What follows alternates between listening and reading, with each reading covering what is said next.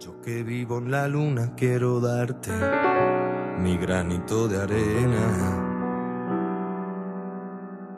Tú vives en una laguna de la noche prisionera, de risas inoportunas, llantos que valen la pena, cárceles de amargura, palabras que son... Hola a todos. Comenzamos hoy un tema que es un poquito más difícil que lo que llevamos visto hasta el momento. Es el tema en concreto de las subrutinas, una herramienta que se usa habitualmente en programación con el fin de lograr una mayor estructuración de trabajo y un trabajo más eficiente.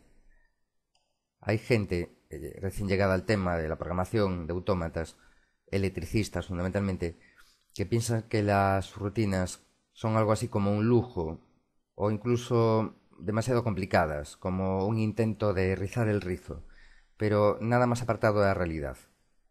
Las subrutinas son una herramienta imprescindible para el programador y si no las vimos hasta ahora fue porque preferí centrarme en otros asuntos. No quise empezar con este tema en el principio porque os habría desmotivado. Pero bueno, ahora que ya vais teniendo una formación en programación de autómatas, ya es el momento de verlas, porque ya os insisto, las vamos a usar con bastante frecuencia, igual que sucede con los Gracet. Bien, ¿qué es una subrutina? A ver, de entrada es difícil definirlo. Es la típica cosa que solamente quedará clara cuando veamos unos cuantos ejemplos.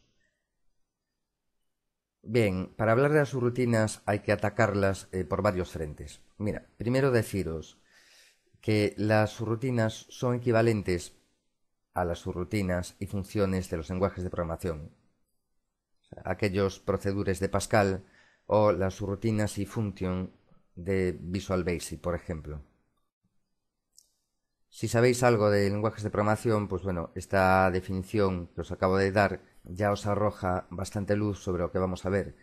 Si no, no os preocupéis, porque voy a seguir profundizando en el tema. Vamos a ver ahora ventajas y desventajas de las subrutinas.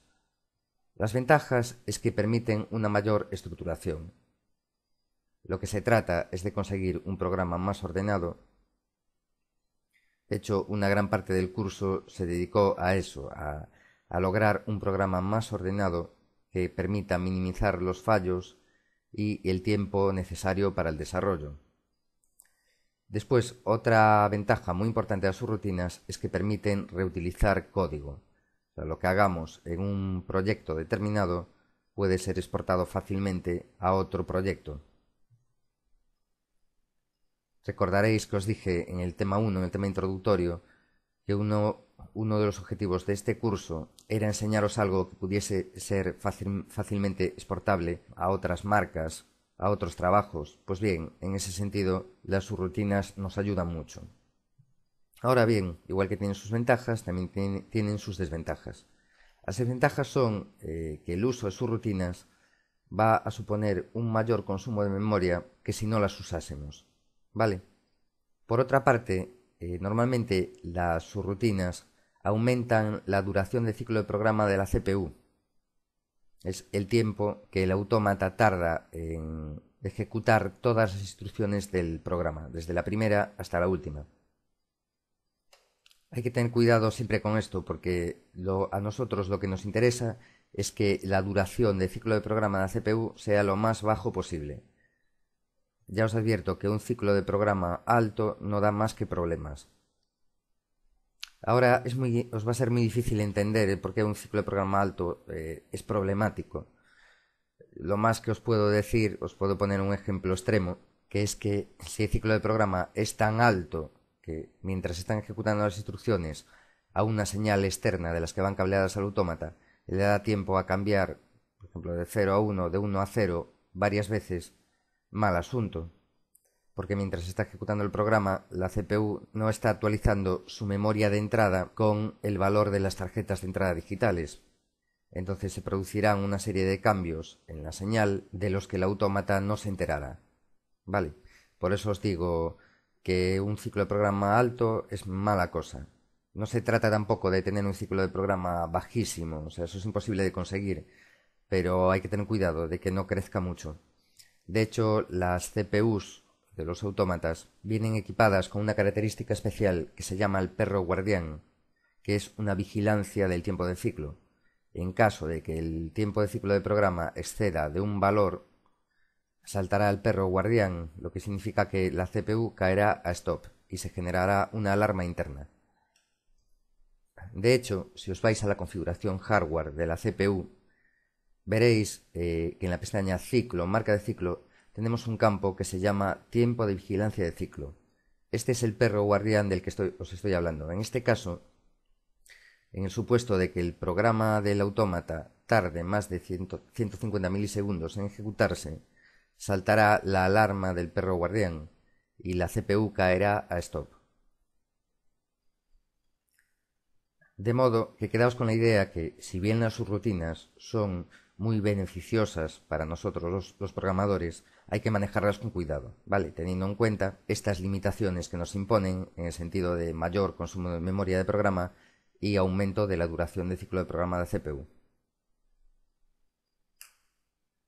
Sigamos profundizando en el asunto de las subrutinas. Las subrutinas las podéis ver como si fuesen parcelas de memoria de programa y datos. Es decir, tenemos nuestra CPU con su memoria de datos y su memoria de programa.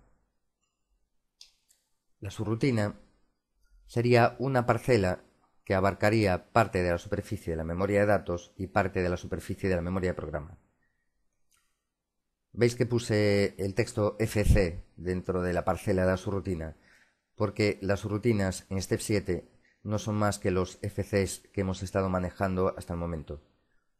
Lo único que sucede es que hasta este momento solamente hemos usado una pequeña parte de toda la funcionalidad que nos ofrecen los FCs. En este capítulo vamos a ver cómo exprimirlos un poco más, o sea, cómo aprovecharlos mejor. Entonces, volviendo a la diapositiva, aquí lo que quiero decir con eso de que es una parcela que ocupa superficie tanto de memoria de datos como de memoria de programa del PLC, lo que quiero decir es que el FC va a ser como, digamos, una entidad dentro de lo que es el autómata, una entidad que va a tener su propia memoria de datos y su propia memoria de programa, que evidentemente van a estar sacadas de la memoria de datos y programa del PLC. En lo que queda de tema, vamos a seguir hablando de sus rutinas y lo vamos a hacer mediante ejercicios prácticos que iré combinando con diapositivas de teoría. Así que manos a la obra. Mirad, lo primero que vamos a hacer es crear un FC, una subrutina, que nos va a servir para hacer pruebas. Le vamos a llamar root prueba, por ejemplo. De modo que en la pantalla principal de administrador Simatic insertamos nuevo objeto, función, y le llamamos root prueba. Rutina de prueba. Y vamos a crear otro FC más, que llamaremos desde el OV1. Lo utilizaremos para hacer pruebas, valga la redundancia, con esta rutina de pruebas. Entonces le podemos llamar prueba subrutinas. Intro. Ahora abrimos el OV1 y al final de todo insertamos una llamada a prueba subrutinas. Alt F9, prueba subrutinas. Bien, podemos empezar ya. Vamos a abrir root prueba, que es el FC que va a hacer de subrutina. Bien, lo primero vamos a hacer un poco más grande esta ventanita que nos aparece arriba, de la que hablamos muy poco hasta el momento. Únicamente hablamos de ella cuando definimos alguna variable temporal. Bien, ya la tengo más grande. Quiero que os fijéis en este árbol de la izquierda que dice Interface. Concretamente lo que os quiero hablar es de estas categorías que se llaman in, out, temp, que significa entrada, salida, temporal. Os dije que podíais ver una subrutina como una parcela que cogía superficie tanto de memoria de datos como de memoria de programa. Bien, la parcela de memoria de datos será la que aparezca definida aquí, donde dice interface. La parcela de memoria de programa será todo lo que programemos en los segmentos del bloque. En este tema de las subrutinas, lo más difícil de entender va a ser el interface. Así que nos tomaremos un tiempo para ir viendo con calma cada uno de estos conceptos que componen el interface. In-out, temp. Quiero que hagáis una cosa ahora. Pinchad con el ratón donde dice in. Fijaos que a la derecha nos aparece una ventana en la que nos permite declarar variables. O sea, darle un nombre, un tipo de datos y un comentario. Vamos a probar. Vamos a ponerle, por ejemplo, vamos a crear una variable que sea entrada 1. Un tipo de dato integer, por ejemplo.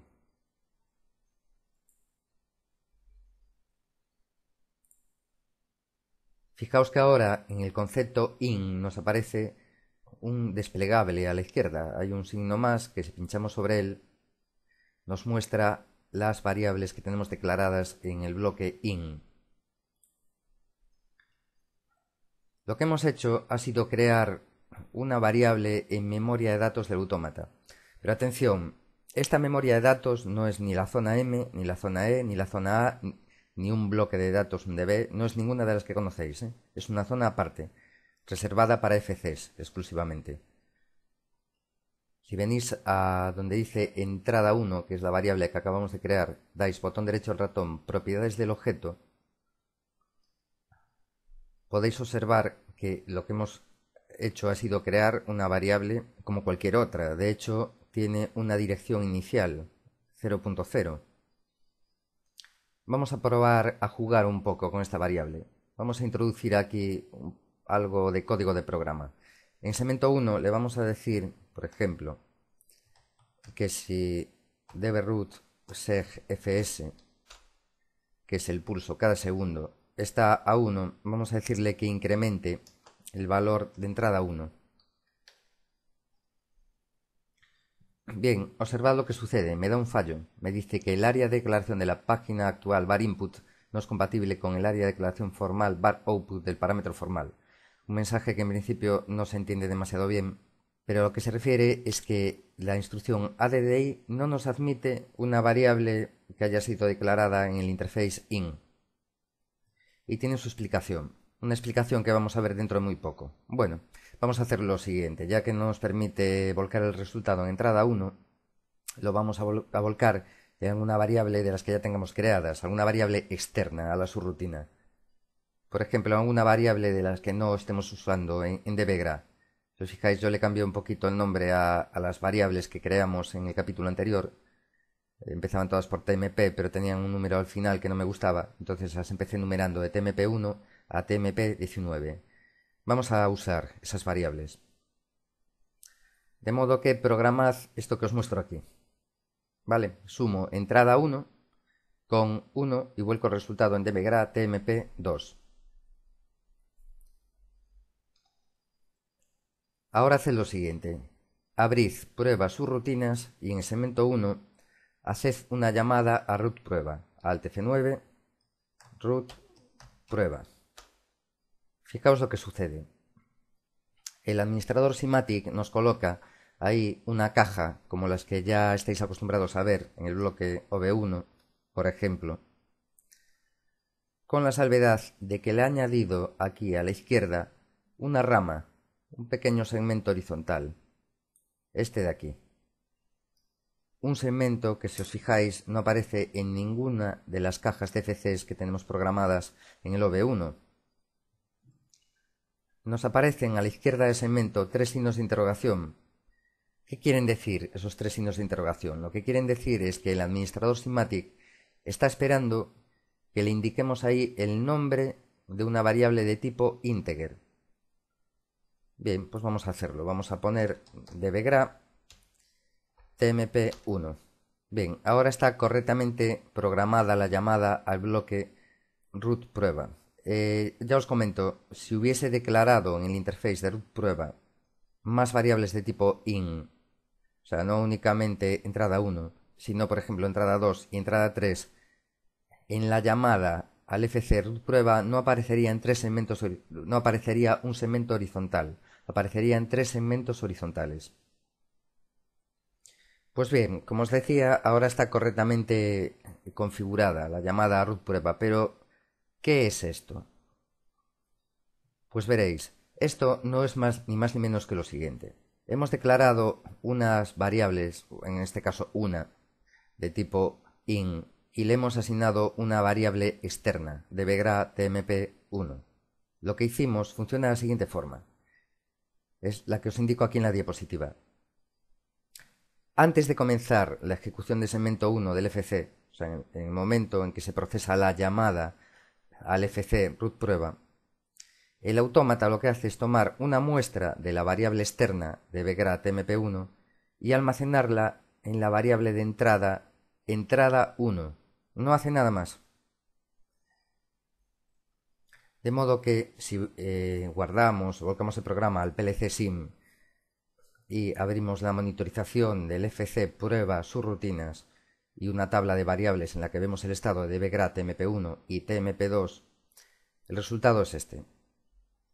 Dentro de root prueba lo que se está haciendo es cogiendo el valor de entrada 1 que coincide con el valor de tmp1, de bgra tmp1, porque en el momento de realizar la llamada a root prueba el autómata toma una muestra del valor de tmp1, que en este caso es 0, lo vuelca a entrada 1 y a continuación cada segundo le suma 1 a ese valor, o sea que va a ser 0 más 1 y vuelca el resultado en dbgra tmp2.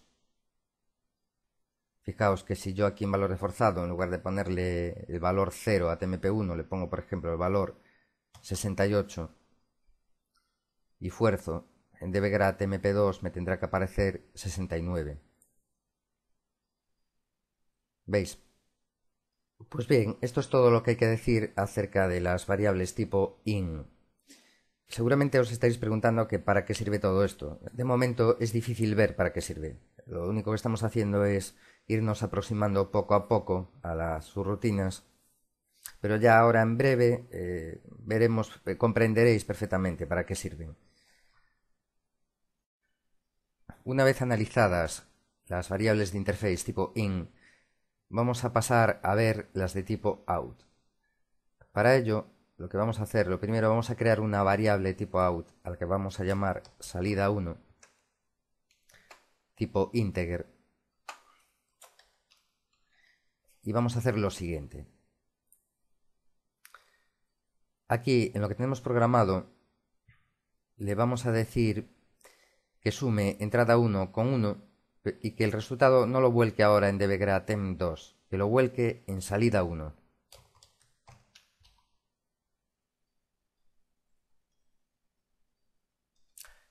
Y otra cosa más.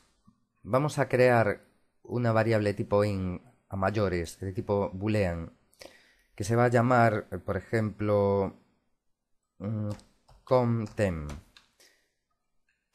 condición de temporización.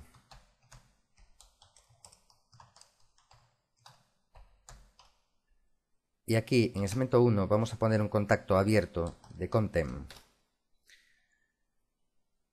de tal forma que esta suma cada segundo de entrada 1 más 1 y volcado en salida 1 solamente se realizará si la variable in content está a 1. Vamos a añadir un segundo segmento. Le vamos a decir que si la condición de temporización está a 0, que mueva 0 a salida 1. Bien, ahora vamos a proceder a abrir pruebas subrutinas. En el momento de abrirlo nos aparece un fallo, una ventanita de fallo. Una vez que acepto la ventana de fallo, pues veo que me marca en rojo la caja de root prueba. Es normal. Es que ahora la definición de root prueba ha cambiado. Ahora hay un parámetro in más y un parámetro out más. Sin embargo, en pruebas subrutinas, la llamada root prueba conserva, digamos, la versión antigua de root prueba, con un único parámetro de entrada. tenemos que actualizar la llamada a root prueba. Para hacer eso tenéis que venir aquí arriba, archivo, donde dice comprobar y actualizar accesos. Bien, veis que automáticamente lo que ha hecho el administrador Simatic ha sido actualizar la llamada a root prueba. Veis, nos aparecen ahora dos segmentos más correspondientes al segundo parámetro de tipo in y al parámetro de tipo out.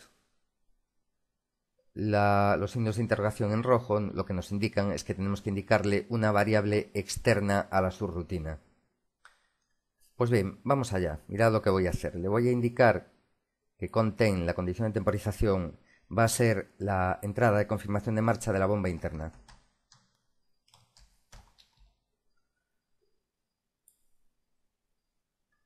Y salida 1 va a ser el propio dbgrad mp1.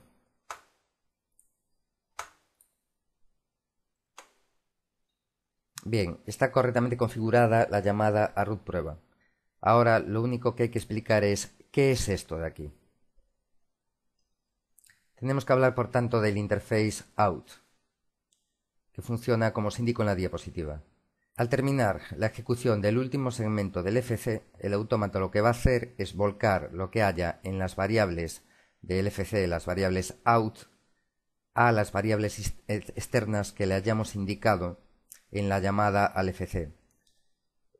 En el ejemplo que estamos haciendo, la variable out es salida 1 y la variable externa que le hemos indicado es dbgrad tmp1. Quedaos con estas definiciones que os estoy dando, de lo que es interface in y el interface out. Vale, es muy importante que entendáis lo que está pasando. De hecho, hay gente que no tiene claros estos conceptos y comete errores bastante importantes cuando programa. Hay cosas que no le funcionan como quieren y es porque no comprende bien cómo opera la subrutina. Sigamos. Mirad, lo que hemos hecho ha sido programar un temporizador, un contador de segundos para la bomba interna. De tal forma que este temporizador, si la bomba está en marcha, va a hacer que se incremente el valor de TMP1 cada segundo. Y si la bomba está parada, el temporizador cae a 0. Bien, vamos a probar lo que hicimos. Vais a volcarle programas al autómata virtual, abrirme una ventana de monitorización de tabla de variables para visualizar el valor de dbgrad mp1 y vais a abrir el SCADA. Fijaos que ahora mismo la bomba está parada, por lo tanto la condición de temporización es 0. Si yo aquí le intento volcar otro valor, por ejemplo 12,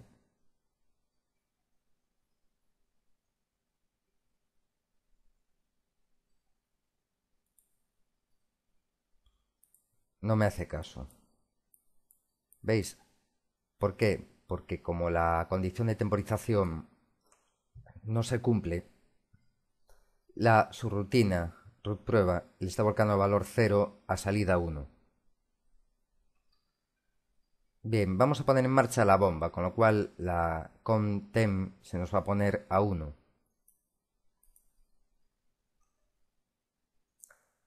Bien, vemos que hay algo que no funciona, porque la palabra tmp1 tiene el valor 256 y se mantiene fijo en él, no incrementa. Le echamos un vistazo al interior de la subrutina y vemos que está pasando algo extraño, porque la condición de temporización está activa. Sin embargo, entrada 1, salida 1 se mantienen con el valor 256. Es curioso, porque efectivamente hace la suma, 256 más 1, y vuelca 257 a salida 1. Sin embargo, tenemos siempre el valor 256 en dbgrad mp1. Además, si yo ahora mismo le intento meter otro valor reforzado, por ejemplo 12,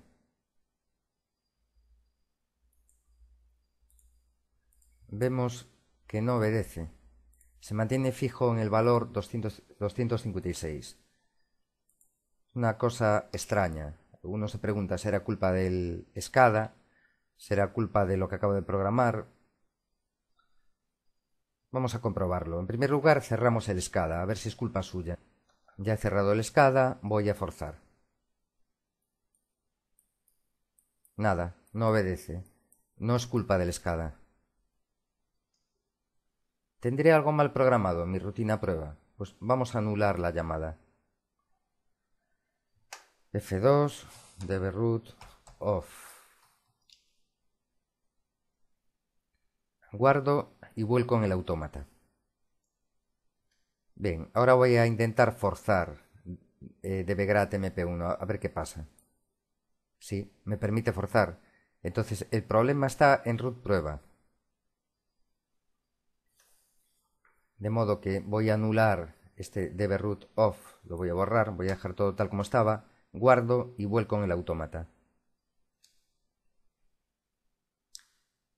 Y le echo un vistazo a lo que programé. Ya digo, aparentemente está todo bien y sin embargo no, está mal, hay un fallo.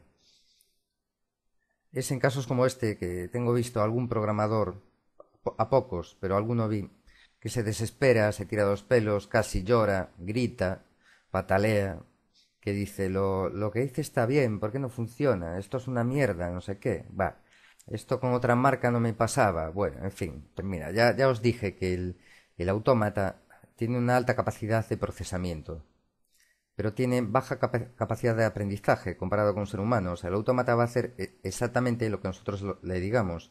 Si lo que le estamos diciendo está mal, pues lo hará mal, hará lo que le estamos diciendo, por mucho que a nosotros nos parezca que le estamos indicando lo correcto. Bien, en este caso hay un fallo, no es un fallo fácil de ver, por eso os insistí en la importancia de que sepáis bien cómo operan las rutinas. El fallo es el siguiente. Cada segundo, durante un ciclo de programa, se va a ejecutar la instrucción ADDI. Vale. En el resto de tiempo que va entre un segundo y otro, no se ejecuta ni el segmento 1 ni el segmento 2. Está ahí el tema. En la mayor parte del tiempo, el segmento 1 y el segmento 2 no se están ejecutando. Entonces, como ya sabéis, al terminar la ejecución del último segmento, el autómata va a volcar lo que haya en las variables out a las variables externas. Es decir, va a volcar lo que haya en salida 1 a dbgrad mp1. El problema es qué hay en salida 1. Porque pensad que una cosa es la variable interna a su rutina, la variable tipo out, salida 1, y otra cosa es la variable externa dbgrad mp1. Ya os dije que este área interna de memoria de las subrutinas, tanto área in como out, como in out, temp, no es área M, ni área E, ni área A. Es una zona aparte. Concretamente la CPU inicializa esa zona al concluir cada ciclo de programa. De tal modo que entre un segundo y otro segundo hay muchos ciclos de programa.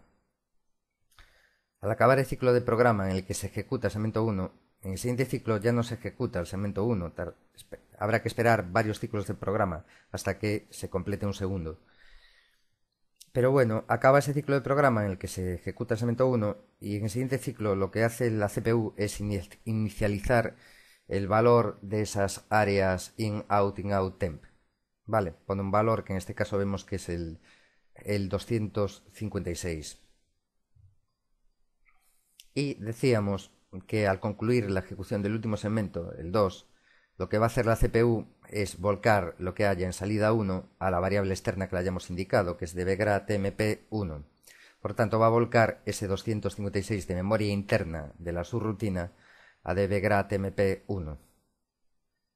Por lo tanto, este podríamos decir que es otro de los inconvenientes de las subrutinas, que se prestan a que cometamos errores en cosas que parecen muy evidentes, pero que resulta que no lo son tanto. Bien, hay una forma de corregir este problema. Realmente hay dos formas, ¿vale? Vamos a ver primero una de ellas, que no es la que vamos a usar en el curso. En ocasiones yo la usé en algún proyecto con otras marcas. En este caso no hace falta, porque el administrador Simatic pone a nuestra disposición las variables de tipo in-out. Pero bueno, en principio una forma de hacerlo sería esta. En memoria temporal, en la zona temp, defino una variable que se llamará temporal 1. también de tipo integer.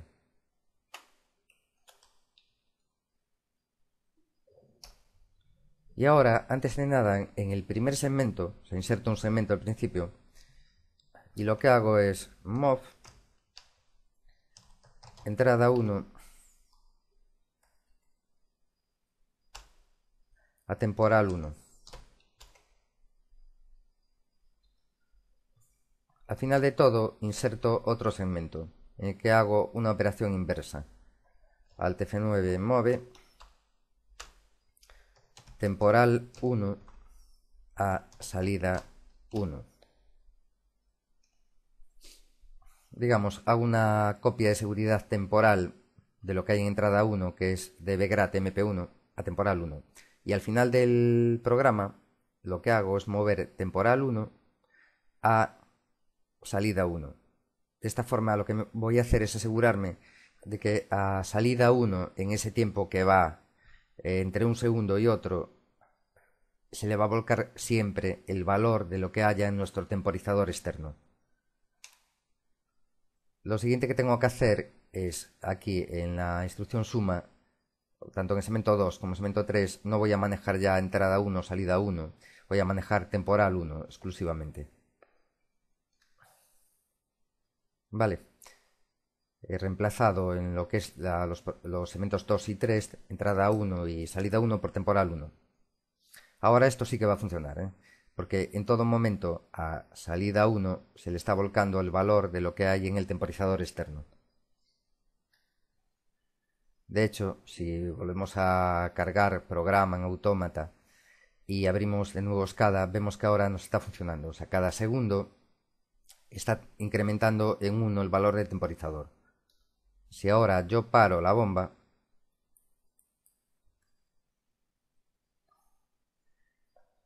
el temporizador externo pasa a valer 0, tal como le indicamos en la subrutina. Ahora sí, da igual que le fuerce cualquier valor, no me va a permitir forzarlo. Correcto. En cambio, si está temporizando, sí que me va a permitir forzar el valor.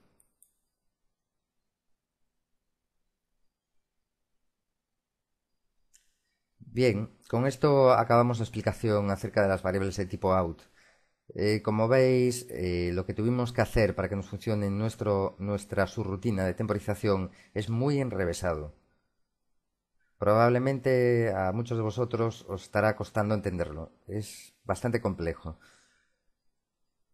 Veremos a continuación que hay una forma mucho más sencilla de hacerlo, utilizando las variables de tipo in-out.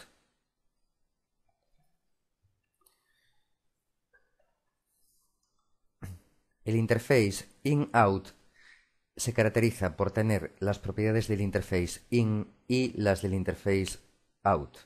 Fijaos que digo y no digo o.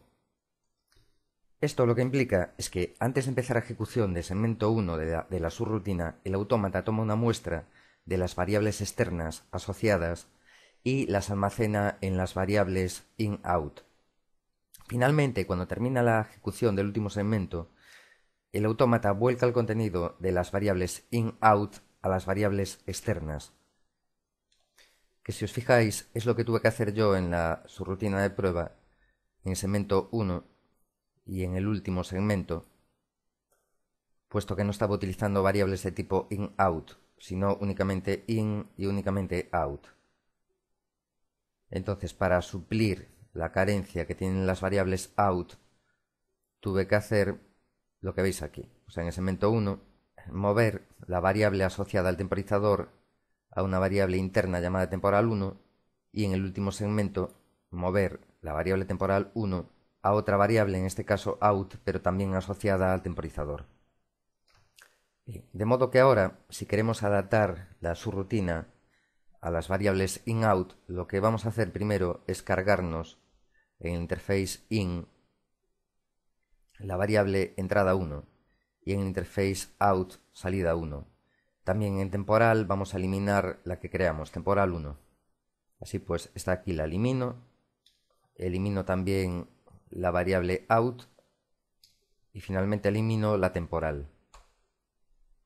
Bien, ahora procedemos a adaptar lo que es el código de programa del FC. Nos cargamos el primer segmento y el último, porque quedamos que no nos hace falta, ya que vamos a utilizar variables de tipo in-out. Ahora lo único que tenemos que hacer es reemplazar donde dice temporal 1. Vamos a crear una nueva variable tipo in-out a la que le vamos a llamar temporizador, y es lo que vamos a poner en el segmento 1 y en el segmento 2. Exactamente como os muestro aquí. Como veis, se ha simplificado bastante la programación del FC. Abrimos ahora el bloque prueba subrutinas, donde hacemos la llamada a root prueba. Nos dice que efectivamente que hay un conflicto, que hay un error. Se debe a que dentro de este FC la llamada a root prueba no está actualizada. Aceptamos. Bien, para que actualice el formato de llamada tenemos que ir a archivo, comprobar y actualizar accesos. Así que nos venimos aquí, archivo,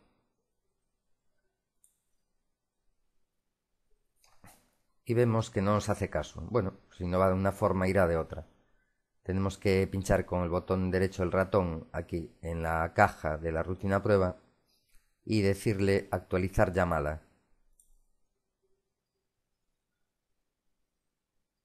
Nos dice, este es el formato de llamada antiguo y el formato de llamada nuevo. Aceptamos.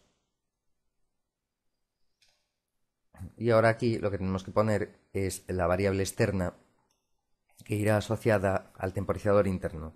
Es dbgra tmp1.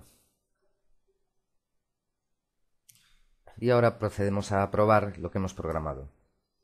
Tenemos la bomba interna apagada, el tmp1 temporizador vale 0. Vamos a probar a lanzarla. Bien, vemos que en este caso está temporizando correctamente. Si yo ahora tiro la bomba, en principio el temporizador tendría que caer a 0. Perfecto, está funcionando como debe. Y ya para terminar con los tipos de interface, el último que tenemos que ver es el temp, que realmente es el más sencillo de todos. No tiene ninguna complejidad. Mirad, el interface temp no está asociado a ninguna variable externa, a diferencia de lo que ocurre con el interface in o el interface out. Por otra parte, este interface temp lo vais a utilizar únicamente para almacenar valores temporales durante la ejecución del FC, que se pueden perder una vez que se sale del FC.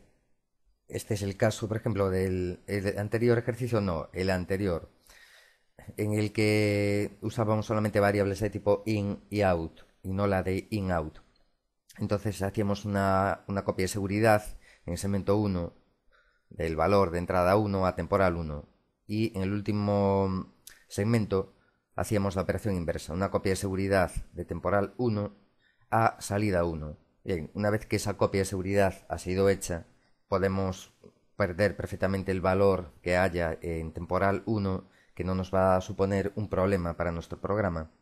Que una vez hecha la copia de seguridad, lo que haya en temporal 1 nos da igual, porque ya lo hemos guardado en una variable externa.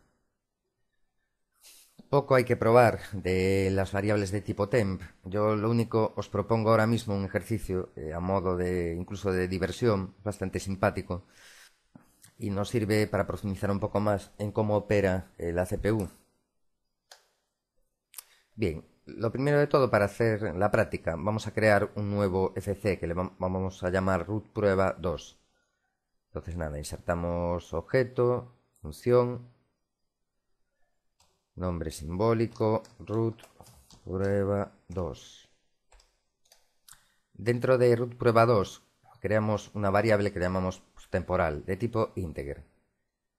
Y ahora el programa va a ser muy sencillo. Yo lo único que le voy a decir es alt F9 suma lo que haya en temporal con 1 y guárdalo en una variable de tipo inout a la que voy a llamar salida. Podría haber escogido una variable de tipo out, pero bueno, para el caso da igual. Int. Muy bien. guárdalo en salida. O mejor aún, meted un segmento más y haced lo que os muestro aquí. Primero vamos a incrementar el valor de temporal 1, lo que haya en temporal 1, no sé lo que habrá. Es precisamente lo que quiero saber al acabar el ejercicio. Entonces, incrementamos temporal 1 y a continuación movemos temporal 1 a salida para poder verlo después en una tabla de variables del autómata, del administrador SIMATIC.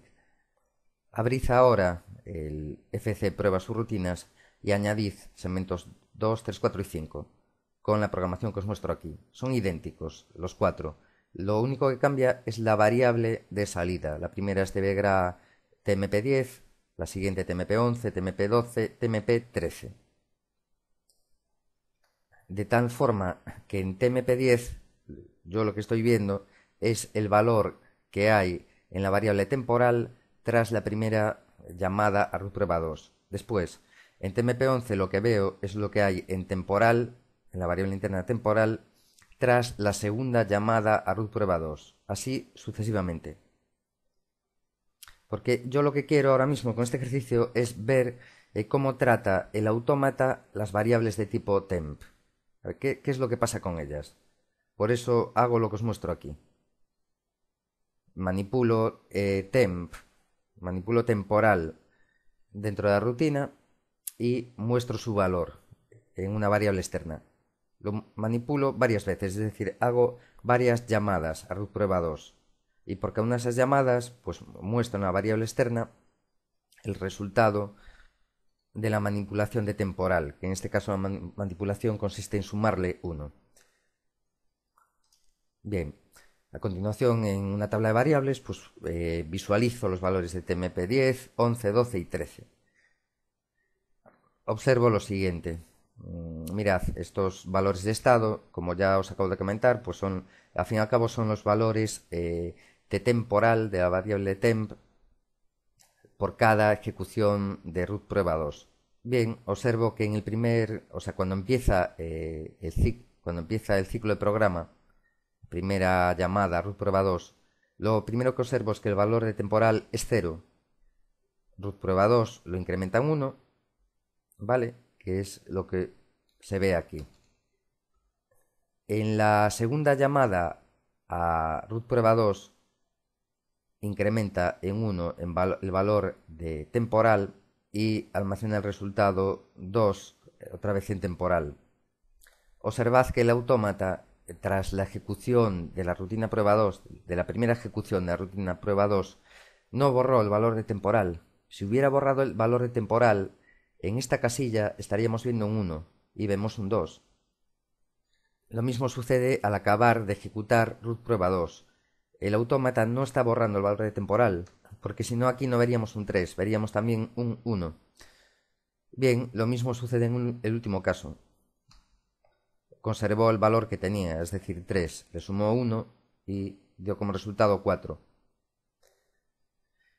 Sin embargo, una vez que acaba la ejecución de la cuarta llamada root prueba 2, llega un momento en que se acaba el ciclo de programa y vuelve a empezar otro nuevo. En la ejecución del nuevo ciclo de programa está claro que el autómata ha inicializado la variable temporal, la ha puesto con el valor 0, porque si no aquí no podría haber un 1. Creo que esto es evidente, ¿no? Si conservase el valor de temporal, que era 4, aquí nos aparecería un 5 en el segundo ciclo de programa, porque en el tercer ciclo de programa sería un 9, después un 13, etc. De tal forma que aquí estaríamos viendo un baile de números en las TMP10, 11, 12, 13, o sea, no unos valores constantes, fijos como los que estamos viendo ahora. Bien, con este ejercicio yo lo que os intento hacer ver es el método que hay que seguir muchas veces pues para analizar temas nuevos. A lo mejor llegamos a un tema del que no sabemos nada, entonces tenemos que estudiar, aprender, tenemos que leer la documentación que haya disponible y aparte de eso tenemos que hacer pruebas como las que os muestro en este ejercicio. Gracias a estas pruebas después tendremos una comprensión mejor de cómo funciona el nuevo tema. Si queréis documentación acerca de todo esto que estamos viendo, mira, os basta con venir aquí, pinchar tanto en In como en Out, tal, por ejemplo temp, y darle a F1. Se nos abre entonces la ayuda correspondiente. Por ejemplo, escogemos temp, datos temporales, y fijaos lo que nos dice. Son datos locales, correcto, de un bloque, que se depositan en la pila de datos locales, stack, durante la ejecución del bloque. Una vez concluida la ejecución, ya no se dispone de dichos datos temporales. Bueno, como vimos en este ejemplo, no es una vez que se acaba la ejecución del bloque, es una vez que culmina el ciclo de programa. Pero en fin, lo que dice es perfectamente válido a la hora de trabajar con los datos tipo temp. Si queremos saber qué es la pila de datos locales, el stack, pues pinchamos aquí y nos dice que es una zona de memoria que está residente en algo que le llaman la memoria de sistema de la CPU y que contiene una parte de los datos locales, concretamente los datos temporales de los FCs. Si pincháis en las secciones in-out, pues veréis que nos da una explicación que es idéntica a la que os puse yo en las diapositivas. Lo que pasa es que sin los dibujitos y toda la historia, pero que coincide completamente.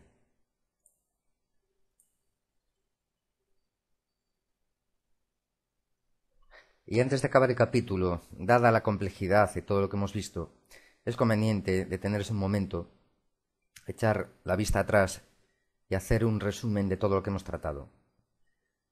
Yo os quiero indicar una serie de puntos que son fundamentales y que deberéis recordar en todo momento, ¿vale?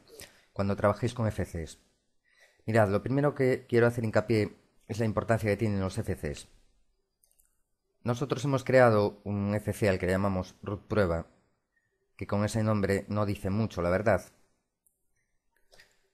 En cambio, si le llamamos root temporización, la cosa cambia.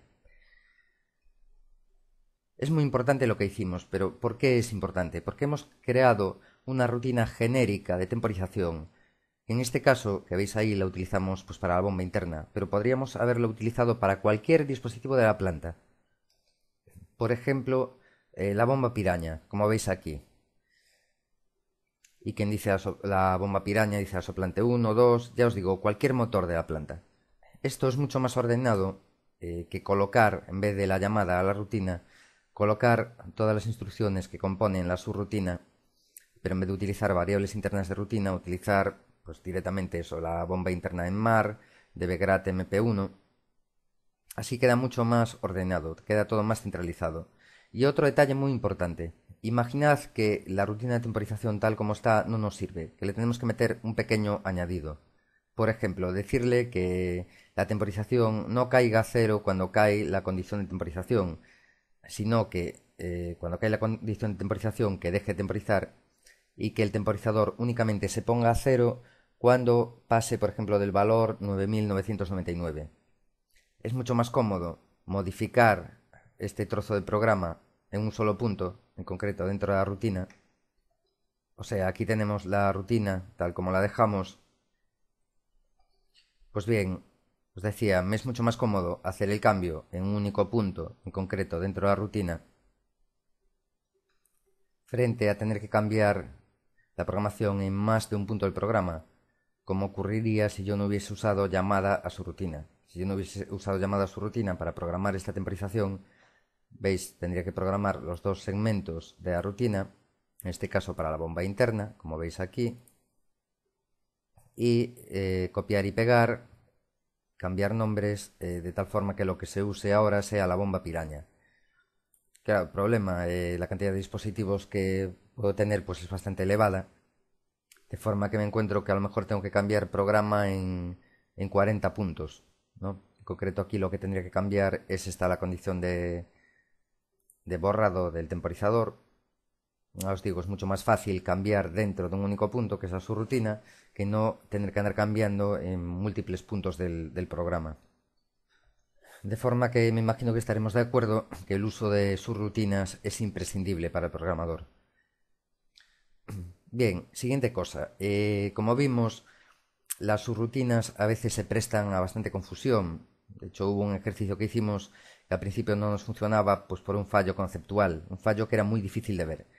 Es por ello que, para simplificar, os pongo aquí unas normas de uso de interface. A pesar de su aparente sencillez, Estas normas son más complicadas de lo que puede uno pensar en un principio, de tal forma que las vamos a ir comentando para que os quede más claro. Interface in. La norma es usarlo para todas aquellas variables externas cuyo valor no va a ser modificado en el FC. Y se necesita conocer su valor dentro del FC. En la rutina que hicimos de temporización, fijaos que para la variable interna von inmar, que se necesita conocer su valor dentro del FC y no se va a modificar su valor dentro del FC, utilizamos una variable interna del interface in. Ahora bien, ¿qué ocurriría si esa variable externa tuviese que ser modificada dentro del FC? Porque por lo que fuese, en un punto habría que decirle que si se cumple determinada condición, pues que borre la variable. No nos valdría un interface de tipo in. Tendríamos que ir al in-out, tal como os indico en la diapositiva. Por otra parte, para la variable externa de temporización también nos hace falta el interface in-out. ¿Por qué? Pues porque su valor va a ser modificado en el FC cada segundo y además necesitamos conocer su valor dentro del FC.